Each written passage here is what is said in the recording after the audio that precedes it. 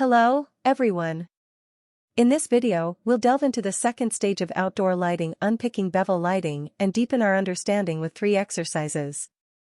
If you enjoy my video, please remember to follow, like, and subscribe.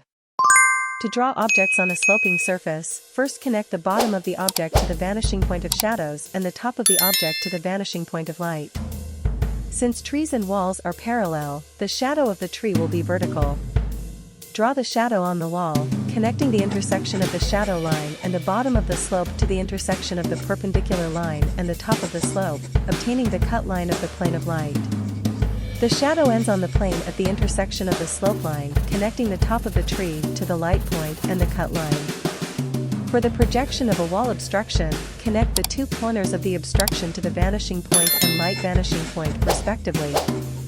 Find the intersection between the vanishing point and the wall, draw a perpendicular line to this intersection point, and find the intersection between the light vanishing point and the perpendicular line to obtain its projection position. To project the sloping surface on the high wall, we first analyze the inclined baffle on the left by constructing a horizontal plane to transform it into a horizontal baffle projection problem. We draw a horizontal extension line of the intersection point on the wall and a perpendicular line on the wall. By extending the right baffle's extension line, we can estimate the location of the right vanishing point and draw the vertex below and the extension line on the right.